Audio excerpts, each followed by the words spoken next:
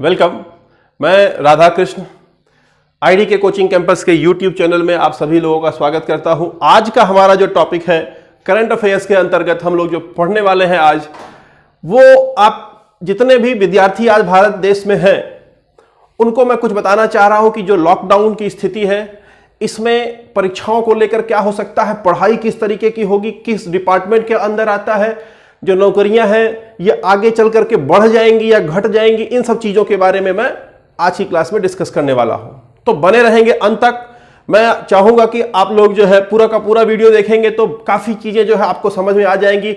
मैं एक बड़ा गजब का ही एनालिसिस करने जा रहा हूं जिससे आपको सारी की सारी चीजें जो है, जितनी भी आपके मन में डाउट है एग्जाम्स को लेकर के, नौकरियों को लेकर के, छुट्टियों को लेकर के, वो सारी की सारी चीजें मैं आज क्लियर कर देने वाला हूं। ठीक है, तो बने रहिए अंत तक हमारे साथ। आइए शुरू करते हैं। ध्यान देंगे, देखिए यहां पर मैंने दिया हुआ है लॉकडाउन के साथ और लॉकडाउन के बाद क्या होगा परीक्षा एवं परीक्षार्थियों का। ठीक है, ध्यान देंगे मेरी बात। यहां पर सबसे पहले सभी विद्यार्थियों को मैं ये बताना चाहूंगा, जितने भी विद्यार्थी, चाहे वो क्लास 1 के हो, चाहे वो जो है एमए कर रहे हो, पीएचडी कर रहे हो, कोई भी हो, सबके लिए मैं ये बताना चाहूंगा कि शिक्षा जो है, शिक्षा यानी एजुकेशन शुरुआत में जब हमारा संविधान लागू हुआ तो शिक्षा एक राज्य सूची का विषय था, लेकिन धीरे धीरे इसका इंपॉर्टेंस बढ़ता गया और 1976 में इसको हम लोगों ने संशोधन के तहत बदल दिया और राज्य सूची से हटा करके इसे समवर्ती सूची के विषयों में शामिल कर दिया।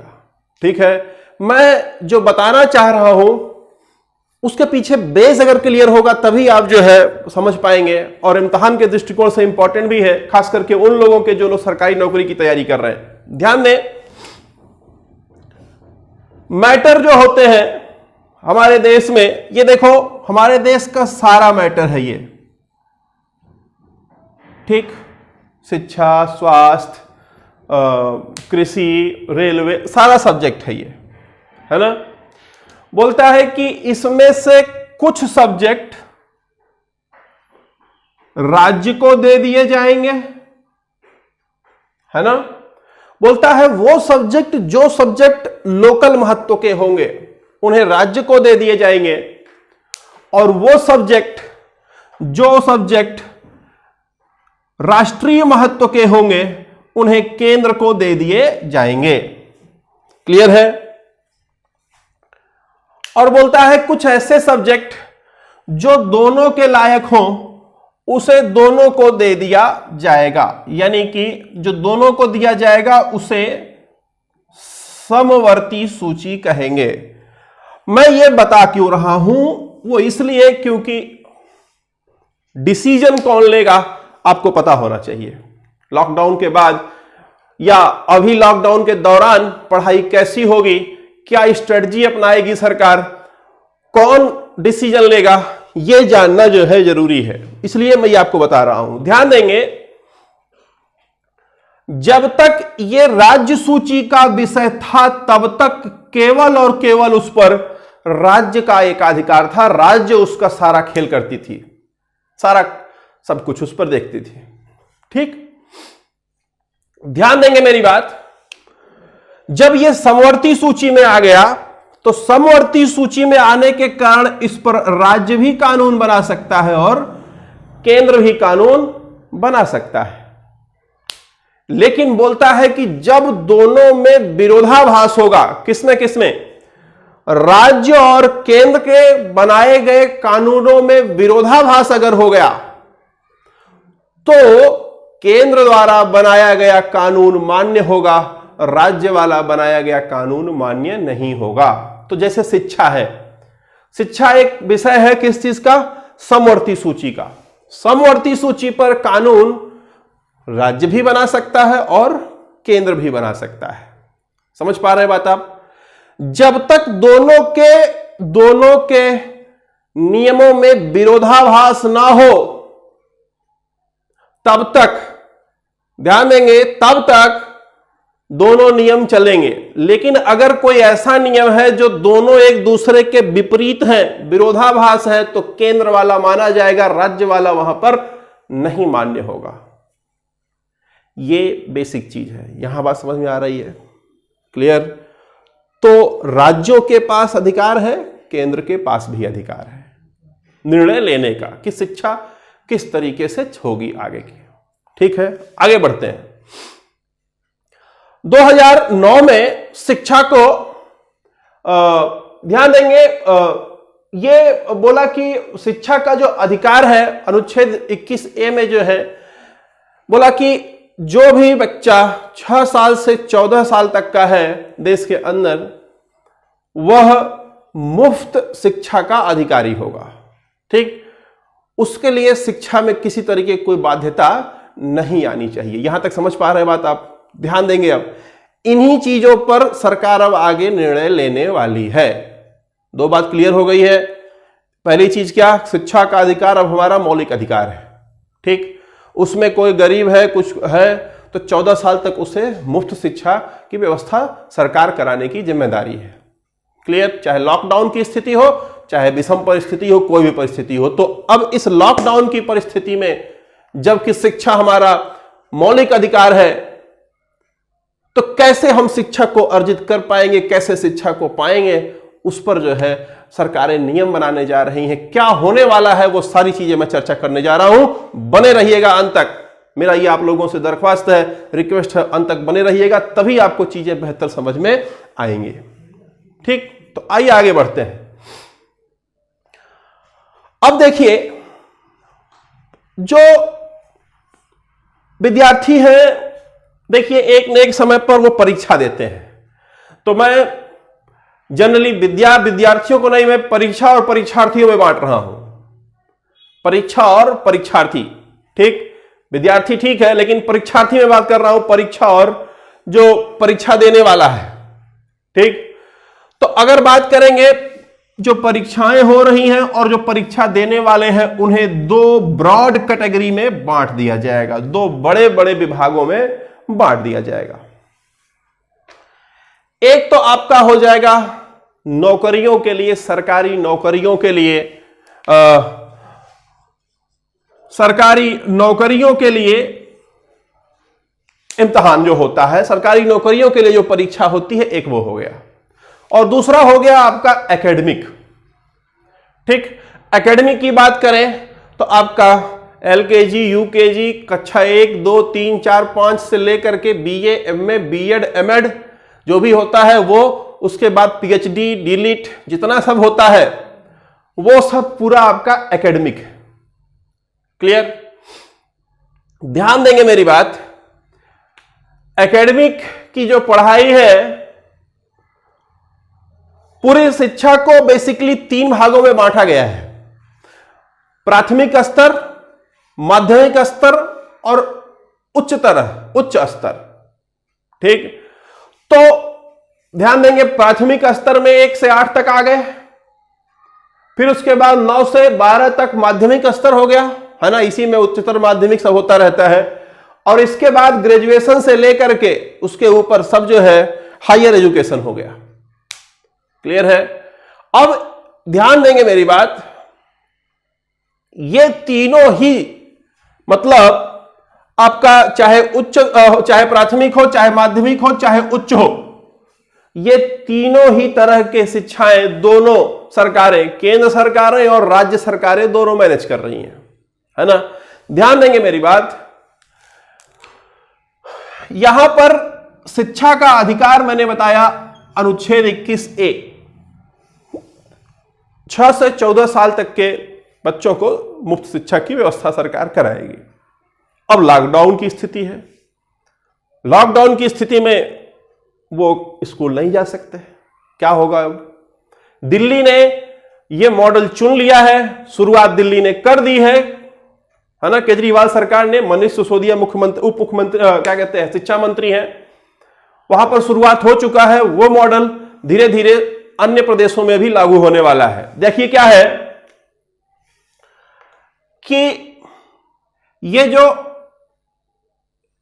8th 9th 10th 8th 9th 11th के बच्चे हैं या इससे पहले के बच्चे हैं जो है ना, ध्यान देंगे मेरी बात कि इनके लिए शिक्षा सामान्य तौर पर जो बच्चे 14 साल से कम की उम्र है, शिक्षा इनका जो है एक फंडामेंटल राइट है। ये किसी क्लास में पढ़ रहे हैं तो आगे जाएं, आगे बढ़ें, यह भी सुनिश्चित करना जिम्मेदारी है, उनकी प्रगति हो यह भी सुनिश्चित करना जिम्मेदारी है। तो इनको ऑटोमेटिक इस आधार पर कि ये इन्होंने पहले सत्र में पढ़ाई की हुई है, उस आधार पर इन्हें जो है प्रमोट कर दिया जा रहा है और ये अपने अगली कक्षाओं में चले जाएंगे लॉकडाउन खुलने के बाद। ठीक, 10th और 12th की बात करें जब, तो 10th और 12th में अलग अलग बोर्ड बने हुए हैं। सीबीएसई बोर्ड है, आईसीएसई बोर्ड है, यूपी बोर्ड है, अलग अलग स्टेट बोर्ड है। अब ये उन बोर्डों के ऊपर निर्भर करता है कि ये परीक्षाएं कराएंगे किस तरीके से कराएंगे। ध्यान देंगे इन सबके ऊपर जो है एक MHRD है, ministry of human resource and development. शिक्षा जो है इसी के अंतर्गत आता है, एजुकेशन। ठीक, सारे बोर्डों को, चाहे ये जो ग्रेजुएशन या पोस्ट ग्रेजुएशन या डॉक्टरेट कराने वाली जो यूनिवर्सिटियां हैं, जो यूनिवर्सिटी ग्रांट कमीशन जो यूजीसी ने जिन लोगों को यूनिवर्सिटी का दर्जा दिया हुआ है, ये सब के सब जो है किसके अंतर्गत आएंगे, MHRD के अंतर्गत आएंगे। इन सबको अधिकार दिया जाता है कि अपना सिलेबस तय करें। इसको हर यूनिवर्सिटी को, हर बोर्ड को, है ना, चाहे वो यूपी बोर्ड हो, चाहे सीबीएसई बोर्ड हो, चाहे कोई भी बोर्ड हो, हर बोर्ड को यह अधिकार दिया जाता है कि वो जो है अपना सिलेबस तय करे, अपना करिकुलम तय करे, कब क्या कराएंगे। ठीक, लेकिन इन सबके ऊपर यहां पर MHRD है। अगर MHRD को लगता है कि ये एग्जाम्स करा पाने संभव नहीं है, तो MHRD का अगर सर्कुलेशन या गाइडलाइन आ जाता है तो ध्यान देंगे मेरी बात, ऐसा हो सकता है कि कुछ ऐसे टेस्ट कराए जाएं। तैयार रहिएगा एकदम, खास करके ये लोग जो ग्रेजुएशन में है, जो पोस्ट ग्रेजुएशन के लोग हैं, ये लोग तैयार रहेंगे। हो सकता है आने वाले समय में कुछ ऐसे जो है एप्लीकेशन बेस्ड टेस्ट होंगे। एप्लीकेशन बेस्ड मतलब आपको एक कोड दिया जाए, आपको जो है एक एप्लीकेशन डाउनलोड करना होगा। एप्लीकेशन डाउनलोड करेंगे, जैसे उसमें इंटर करेंगे तैसे ही जो है आपको एक कोड जनरेट होगा। कोड आप एंट्री करेंगे, तुरंत आपका एग्जाम शुरू हो जाएगा। वो आप कहीं से भी बैठ के दे सकते हो। उसमें कुछ इस तरीके की स्पीड मांगेगा कि आप अगल बगल वाले से जो है किसी तरीके का कोई आप नकल भी नहीं कर पाओगे, और ऐसा उसमें रहेगा कि आपका जो फेस है वो भी डिटेक्ट होता रहेगा कि कौन व्यक्ति बैठ के एग्जाम दे रहा है ना। तो ये MHRD की रेगुलेशंस आ सकती हैं, जिसकी पूरी संभावना है, क्योंकि आप ये समझिए कि ये जो आज के डेट में जो कोविड-19 की स्थिति है, कोविड-19 ने हालत यहां तक पहुंचा दी है कि अगर कहीं पर भी लोग इकट्ठा होते हैं तो इसके स्प्रेड होने की संभावना बहुत ज्यादा है। आप सभी लोगों को पता है, स्कूल कॉलेज एक ऐसा जगह होता है जहां पर लोगों का इकट्ठा होना मतलब कि कंपलसरी है। अगर वहां पर स्कूल खोले जाएंगे, एग्जाम कराए जाएंगे, तो जाहिर सी बात है कि ये स्प्रेड और होगा। तो इसका अल्टरनेट यहां लाया जाएगा। ऐसा नहीं है कि आपको बिना इम्तिहान के पास करा दिया जाएगा, है ना। इस भूल में भी आप मत रहिएगा। पैटर्न चेंज हो सकता है एग्जाम का, है ना। जो आप पढ़ रहे हैं, जो जिस पैटर्न पे एग्जाम हो रहा था, वो पैटर्न चेंज हो सकता है। एक रेगुलेशन आएगा, सारे यूनिवर्सिटीज को सबको मानना पड़ेगा। क्लियर। तो ये हो गया आपका एकेडमिक का खेल। जो सबसे इंपॉर्टेंट सेगमेंट है ये सरकारी नौकरी वाला, उस पर आइए चर्चा करते हैं। जो खास करके जो हमारे व्यूवर्स हैं, जो लोग देख रहे हैं, वो लोगों को इससे ज्यादा मतलब है। ठीक है, इस पर चर्चा करेंगे और बेहद बेहद एनालिटिकल तरीके से हम लोग समझेंगे कि आखिर में होने क्या वाला है। मैं अगर आपसे सवाल पूछूं कि लॉकडाउन के बाद नौकरियां बढ़ेंगी कि घटेंगी, तो बताइए क्या होगा जवाब।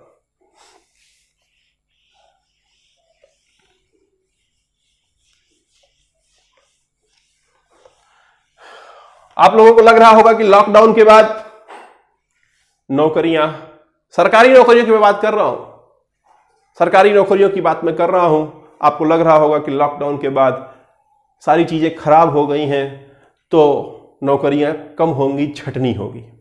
ठीक है, आइए मैं आपको बताता हूं, सारा खेल मैं सरकारी नौकरी का बताता हूं कि वैकेंसियां जो है क्यों नहीं आती हैं, क्या हो रहा है, क्या स्थिति है और अब आगे क्या होगा, पूरा तरीके से समझिएगा, ध्यान देंगे मेरी बात। यहां पर अगर आप देखें तो मैं ले चलूंगा आपको 1992 में, सन 1992 में आपको ले चलूंगा। 1992 में भारत का जो विदेशी मुद्रा भंडार होता है, जिसे फॉरेक्स रिजर्व कहते हैं, यह फॉरेक्स रिजर्व एकदम खत्म होने की कगार पर होता है, या यूं कहें भारत की स्थिति बहुत दयनीय होती है, आम भाषा में केवल आप समझिए अभी, और इतनी बुरी होती है कि दुनिया में कोई देश भारत का सहयोग करने के लिए तैयार नहीं होता है, न कोई लोन देने के लिए तैयार होता है। लोग उसी को पैसा देते हैं, उसी को लोन देते हैं जिसको जानते हैं कि ये मजबूत है, लेकिन जिसको जान गए कि ये दिवालिया हो गया है, कमजोर हो गया है, उसको मांगने पे भीख नहीं मिलती है, आप लोन की बात छोड़ दो। समझ रहे हैं, विजय माल्या मांगेगा तो जो है 10,000 करोड़ का लोन मिल जाएगा, हम आप मांगने जाएंगे लोन बैंक में तो 10 रुपया देने से पहले भी बोलेगा कि पहले जो है कागज दिखाओ, है ना, दुनिया का तमाम समस्याएं बताएगा। तो भारत के साथ भी यही था, 1992 की स्थिति, भारत दिवालिया होने के कगार पे पहुंच चुका था, दुनिया का कोई देश भारत का सहयोग नहीं कर रहा था। ध्यान दीजिएगा, मैं सरकारी नौकरियों पर आ रहा हूं। जितने लोग ब्लेम करते रहते हैं ना कि आज की डेट में नरेंद्र मोदी सारा कुछ बेच दे रहा है, बेच दे रहा है, बेच दे रहा है, प्राइवेटाइजेशन कर दे रहा है, आइए मैं उसके पीछे खेल समझा रहा हूं आपको। 1992 में, 1992 में हुआ यह कि जब देश कंगाली की स्थिति में पहुंच गया तो उस समय कांग्रेस की गवर्नमेंट थी, नरसिम्हा राव जो है प्रधानमंत्री थे और हमारे मनमोहन सिंह जी, है ना, मनमोहन जी जो है ये वित्त मंत्री थे, फाइनेंस मिनिस्टर थे। नरसिम्हा राव प्राइम मिनिस्टर थे और मनमोहन सिंह एफएम थे, फाइनेंस मिनिस्टर थे। मनमोहन सिंह काफी विशेषज्ञ, वित्त विशेषज्ञ इंसान, आईएमएफ के पास जाते हैं लोग, आईएमएफ से लोन मांगते हैं, आईएमएफ से लोन मांगते हैं। ध्यान देंगे, आईएमएफ ने कहा ठीक है हम आपको लोन देंगे, लेकिन आप, हमारी शर्त है एलपीजी, एलपीजी पर साइन करो कि आप ये साइन करो कि आप लिबरलाइजेशन, प्राइवेटाइजेशन और ग्लोबलाइजेशन को बढ़ाओगे अपने देश के अंदर। अपने देश के अंदर लिबरलाइजेशन, उदारीकरण, प्राइवेटाइजेशन, निजीकरण, ग्लोबलाइजेशन, वैश्वीकरण का बढ़ावा करोगे। यानी कि फोकस करिए, फोकस करिए, पी पर, प्राइवेटाइजेशन पर फोकस करिए। 1992 में हमने साइन कर लिया कि हम चीजों को, अपने देश की चीजों को जो भी है उसको प्राइवेटाइज करेंगे, निजीकरण करेंगे। कब साइन किया? 1992 में। स्वेच्छा से नहीं साइन किया, मजबूरी में साइन किया। किसने करवाया? आईएमएफ ने करवाया। किसने किया था साइन? कांग्रेस की गवर्नमेंट थी। मनमोहन सिंह फाइनेंस मिनिस्टर थे, राव जो है नरसिम्हा राव प्रधानमंत्री थे उस समय। राव मनमोहन जोड़ी के नाम से फेमस थी। जैसे आज शाह और मोदी जोड़ी है, वैसे जो है उस समय राव मनमोहन जोड़ी थी। मनमोहन उसमें फाइनेंस मिनिस्टर थे। तो प्राइवेटाइजेशन का जो है वहां पर हमने शर्त साइन कर लिया। अच्छा, प्राइवेटाइजेशन जब हमने शर्त साइन कर लिया तो हमने देखा कि देश का इससे फायदा होने लगा। उसके बाद हम स्वतः आगे बढ़ करके प्राइवेटाइजेशन करने लगे। ठीक, तो देखिए जितने सेक्टर थे केवल सेवा क्षेत्रों को छोड़ दिया जाए तो सारे सेक्टर्स को लगभग सरकार ने प्राइवेटाइज कर दिया। बात समझ में आ रहा है? तो जितने मैन्युफैक्चरिंग सेक्टर थे या जो भी था उन सबको जब प्राइवेटाइज कर दिया गया तो सरकारी नौकरियां कम हुई, इधर जनसंख्या बढ़ रही है। क्लियर है? और खास बात यह है कि सबको सरकारी नौकरी, खास करके हमारे यूपी बिहार ये जो मतलब कि उत्तर भारत है इसमें सबको सरकारी नौकरी चाहिए होती है। और हो क्या रहा है कि सरकार ने पहले से ही साइन किया हुआ है कि हम प्राइवेटाइज करेंगे, मजबूरी है और फायदा भी देश का उसी में हो रहा था, तो हमने प्राइवेटाइज करना शुरू कर दिया। अब वर्तमान की जो स्थिति है, इक्का दुक्का क्षेत्रों को छोड़ दिया जाए तो सर्विस सेक्टर ही केवल सरकार के पास बचे हुए हैं। सेवा क्षेत्र जो कंपलसरी है, जिसको प्राइवेटाइज करना मुश्किल है। क्लियर? समझ पा रहे हैं बात हमारी आप? अब देखिए, अब लॉकडाउन की स्थिति है ना? नो डाउट लॉकडाउन जब खत्म होगा, समझिएगा बात हमारी, लॉकडाउन जब खत्म होगा तो जिसका मैन्युफैक्चरिंग सेक्टर है, जो उद्योग निर्माण का काम कर रहे हैं, उनके पास पूंजी की कमी होगी, तमाम चीजें समस्या आएंगी, काफी चीजें बंद हो चुकी रहेंगी, उनको रिवाइव करने में उनकी हालत खराब हो जाएगी। हो सकता है कि वहां कर्मचारियों की छटनी होगी कंफर्म होगी। लेकिन जो सेवा क्षेत्र है, खास करके मैं बात करूंगा सरकार की बात मैं करूंगा, अगर सरकार को चीजों को वापस पटरी पर लाना है, ध्यान से मेरी बात समझिएगा, अगर सरकार को चीजों को वापस पटरी पर लाना है तो जितने कर्मचारी थे क्या उतने से काम चलेगा? देश में और चीजें बिगड़ चुकी हैं, बदतर हो चुकी हैं, उसको और सही करने के लिए और कर्मचारी की आवश्यकता पड़ेगी। बात समझिएगा हमारी? तो सरकार की मजबूरी है कि लॉकडाउन के बाद उसे व्यवस्था को सुचारू रूप से चलाने के लिए और लोगों की जरूरत पड़ेगी। अगर सरकार मैन्युफैक्चरिंग सेक्टर में होती तो और लोगों को नहीं बढ़ा पाती, क्योंकि वो सेक्टर कमजोर होते चले जाते। लेकिन सरकार केवल सर्विस सेक्टर में है, इसलिए जो है यहां पर ये बढ़ता मतलब इसको जो है बढ़ाना सरकार की मजबूरी होगी। क्यों मजबूरी होगी? क्योंकि देश के अगर अन्य सेक्टर को सही करना है तो सेवा कायदे से, सर्विस कायदे से देनी पड़ेगी। और सर्विस अच्छे से देने के लिए जो है पर्सोनेल यानी अधिकारी, जो कर्मचारी है वो अधिक चाहिए होंगे। पहली चीज ये, पहला चीज समझ में आया। दूसरी चीज ध्यान दीजिए, जो नौकरी है सेंट्रल गवर्नमेंट की, यूपीएससी, एसएससी, तमाम नौकरियां हैं। सीबीआई की वैकेंसी जो है आती थी, सेक्रेटेरिएट की वैकेंसीज हैं, सचिवालय की, पीएसयूज पब्लिक सेक्टर अंडरटेकिंग्स हैं, एफसीआई की, आर्म फोर्स की, फिर उसके बाद शिक्षा क्षेत्र की जो नौकरियां हैं टीचरों की। स्टेट गवर्नमेंट की बात करें तो state PSC, UP triple SC, मतलब ट्रिपल एससी जो अधीनस्थ बने हुए हैं, पुलिस बोर्ड है, और रेलवे का अलग से बात करेंगे। ध्यान देंगे मेरी बात, जो रिक्रूटमेंट होता है वो कैसे होता है पहले उसको समझिए। नो डाउट शिक्षा आता है एमएचआरडी के अंदर, ministry of human resource development के अंदर शिक्षा आता है। लेकिन ये जो जितने डिपार्टमेंट हैं, इस डिपार्टमेंट में कौन कितने कर्मचारी की कमी हो रही है, कितने कर्मचारी चाहिए, और जो कर्मचारी चुन लिए गए तो उनको प्रशिक्षण देने का काम डीओपीटी करता है, department of personnel and training, कार्मिक एवं प्रशिक्षण विभाग। क्लियर?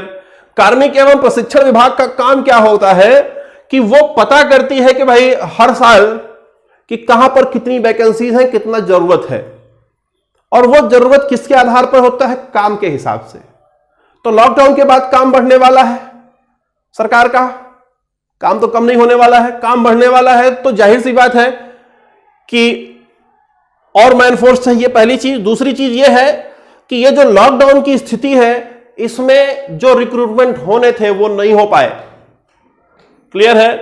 तो अब क्या होगा कि डिपार्टमेंट ऑफ, ये जो पर्सोनल एंड ट्रेनिंग का डिपार्टमेंट है, ये करेगा क्या? ये अपने जितने भी इसके अंडर में जितने काम करने वाले हैं, यूपीएससी है, एसएससी है, पीईएसबी है, एलबीएसएनएए है, लाल बहादुर शास्त्री, ये जो लाल बहादुर शास्त्री एकेडमी है मसूरी में, वो है। फिर उसके बाद आईएसटीएम है सेक्रेटरिएट वाला, फिर सीबीआई है, सीवीसी है, आईआईपीए है, फिर उसके बाद सीआईसी है। ये सारे जो डिपार्टमेंट इसके अंदर काम कर रहे हैं, इन सबसे लेखा जोखा ये लगातार ले रहा है। और जो सूचना है वो ये कि इन लोगों ने बढ़ करके और अधिक, जो इसके पहले इनको चाहिए होता था, उससे ज्यादा का रिकमेंडेशन किसको किया है? डीओपीटी को, और ज्यादा रिकमेंडेशन किया हुआ कि हमें और चाहिए चीजों को संभालने के लिए लॉकडाउन के बाद। क्लियर? तो ध्यान देंगे मेरी बात कि लॉकडाउन के बाद चूंकि कर्मचारी चाहिए होंगे, इसलिए सरकार जो है बेहतर मैनेजमेंट के लिए और रिक्रूटमेंट करेगी, और जो रिक्रूटमेंट अभी बचे रह गए थे उसको भी जो है किया जाएगा। तो अब आप अगर ये सोच रहे होंगे कि अभी लॉकडाउन खत्म होगा, फिर हम पढ़ाई शुरू करेंगे, फिर मेहनत करेंगे, फिर वैकेंसी आएगी तब पता नहीं हम देंगे, हो सकता है कि जितने वैकेंसी रुके हुए थे, जिनका फॉर्म पहले से आया हुआ था, एनटीपीसी हुआ चाहे आपका ग्रुप डी हुआ, वो सारे के सारे इसके तुरंत बाद करा लिए जाएं, क्योंकि उनको तुरंत इमरजेंसी बेस पर आवश्यकता है। समझ पा रहे हैं बात हमारी आप?